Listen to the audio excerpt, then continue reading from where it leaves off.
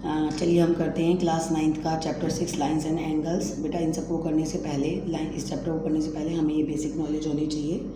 ठीक है, सबसे पहले हमें पता होना चाहिए न्यून कोण क्या होता है, यानी कि एक्यूट एंगल, वो एंगल जो 90 डिग्री से कम होगा। जैसे आपका हो गया मान लीजिए 30 डिग्री, 90 डिग्री जो भी कम होंगे वो आपका होगा न्यून कोण।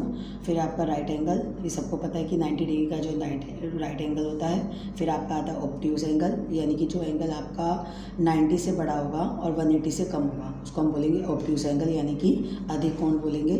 फिर आपका आता है स्ट्रेट एंगल, यानी कि रेखीय कोण। ठीक है, ये होता है आपका 180 के बराबर, बिल्कुल सीधी रेखा पर बनेगा आपका। फिर आपका आता है कॉम्प्लीमेंट्री एंगल्स, यानी कि पूरक कोण। ऐसे दो कोण जिनका सम जो है 90 डिग्री होता है उसे हम पूरक कोण बोलते हैं। मान लीजिए अगर आपसे वो पूछता है 60 डिग्री का आपको एंगल दिया गया है और वो आपसे पूछता है इसका कॉम्प्लीमेंट्री यानी कि पूरक कोण क्या है, तो वो क्या होगा हमारा 30 डिग्री। तो कई बार वो एग्जाम में 1 नंबर का ये पूछ लेता है क्वेश्चन कि बताइए, जैसे कि आपको दे दिया, आपको मान लो उन्होंने 45 डिग्री का कोण दे दिया और पूछ लेगा कि इसका कॉम्प्लीमेंट्री एंगल क्या होगा, यानी इसको अगर हम 90 डिग्री में से माइनस कर देंगे तो वो आ जाएगा हमारा 45 डिग्री, यानी कि ये इसका पूरक कोण यानी कि कॉम्प्लीमेंट्री एंगल हो जाएगा। ऐसे ही आगे आपका आता है सप्लीमेंट्री एंगल।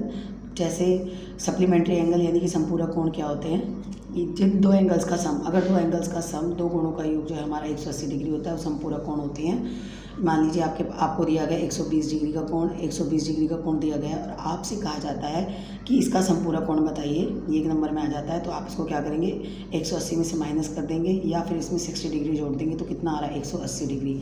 तो यानी कि 120 डिग्री का जो संपूरक कोण होगा वो क्या होगा 60 डिग्री। ठीक है, नेक्स्ट आपका आता है कंप्लीट एंगल। सबको पता है सर्कल आपका क्या है, कंप्लीट एंगल है। पूरा सर्कल जो है वो कितने का एंगल लेता है, 360 डिग्री का। देखिए फिर आपका आता है एडजेसेंट एंगल, यानी कि आसन कोण।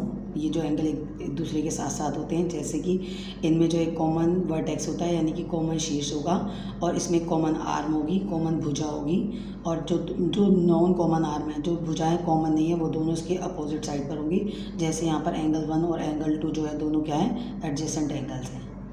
ठीक है, ये दोनों क्या है हमारे एडजेसेंट एंगल्स यानी कि आसन कोण है। अब देखिए हमारे पास आ रहा है लीनियर पेयर ऑफ एंगल्स, यानी कि रैखिक जोड़ी। इसका बहुत ज़्यादा इस्तेमाल होता है थ्योरम्स में भी। अभी 6.1 और 2 में इसका बहुत इस्तेमाल होगा। जैसे कि आप ये देख लीजिए, a pair of adjacent angles, दो जो एंगल्स एडजेसेंट होंगे उन दोनों का सम क्या होगा 180 डिग्री होगा। इसको हम क्या बोलेंगे, रैखिक जोड़ी। जैसे कि x + पाई = 180 डिग्री, और उसको हम बार बार यूज़ करेंगे जो एक ही लाइन पर दोनों एंगल साथ साथ बने हुए हैं, एडजेसेंट एंगल्स यानी कि आसन कोण। नेक्स्ट आपका आता है शीर्षाभिमुख कोण। जब दो लाइनें एक दूसरे को इंटरसेक्ट करती हैं किसी एक पॉइंट O पर, तो इनकी अपोजिट जो एंगल्स होते हैं वो इक्वल होते हैं। इसका भी बहुत इस्तेमाल होगा। जैसे कि इसमें हमारा एंगल 1 और एंगल 3 होगा और एंगल 2 जो है एंगल 4 इक्वल होगा। क्यों, क्योंकि ये दोनों क्या हैं, वर्टिकली अपोजिट एंगल्स। नेक्स्ट है आपका इंटरसेक्टिंग और नॉन इंटरसेक्टिंग लाइंस, यानी प्रतिच्छेदी रेखाएं क्या होती हैं। दो रेखाएं जब एक दूसरे को किसी बिंदु पर काटती हैं तो उसको हम बोलते हैं प्रतिच्छेदी रेखा यानी इंटरसेक्टिंग लाइंस। और अप्रतिच्छेदी रेखा यानी कि नॉन इंटरसेक्टिंग लाइंस वो होती हैं जिनके बीच में परपेंडिकुलर डिस्टेंस जो हमेशा बराबर होती है और ये आपस में कहीं भी एक दूसरे को नहीं काटती, और इन्हें हम पैरेलल लाइंस यानी कि समांतर रेखाएं भी कहते हैं। ये दोनों सेम प्लेन में होती हैं। कि अभी हमारे पास दो पैरेलल लाइंस है, L और M, और T जो एक तिर्यक रेखा है, यानी कि आपकी ट्रांसवर्सल लाइन है जो L और M को दो अलग अलग पॉइंट्स पर काटती है। अब हम इसमें पढ़ेंगे कि वर्टिकली अपोजिट एंगल्स क्या होते हैं, यानी शीर्षाभिमुख कोण के जो हमें पेयर निकालेंगे। देखिए अब इसमें जो दो लाइनें इंटरसेक्ट कर रही हैं, तो यानी कि इसमें जो हमारे पेयर बनेंगे, एक तो 1 और 3 बनेगा, एंगल 1 और एंगल 3। एक बनेगा हमारा पेयर एंगल 2 और एंगल 4। एक पेयर हमारा बनेगा एंगल 5 और एंगल 7, और चौथा हमारा बनेगा एंगल 6 और एंगल 8। देखिए अब हम इसमें निकालेंगे कॉरस्पॉन्डिंग एंगल्स यानी कि संगत कोण।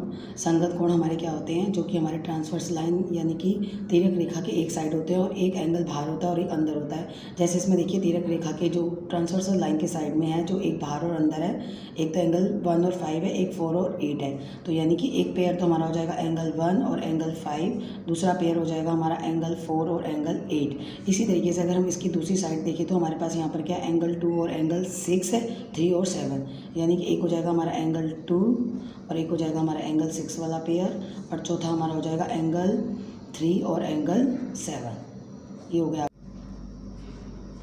देखिए अब हम पढ़ेंगे अल्टरनेट इंटीरियर एंगल्स, यानी कि अंत एकांतर कोण। ये वो एंगल होते हैं जो पैरेलल लाइंस के बीच में बनते हैं और जो तिर्यक रेखा होते हैं यानी ट्रांसवर्सल लाइन के अपोजिट होते हैं। जैसे इसमें हमारा एंगल 4 और एंगल 6, एक पेयर हो जाएगा एंगल 4 और एंगल 6, और दूसरा आप बता सकते हैं एंगल 3 और एंगल 5।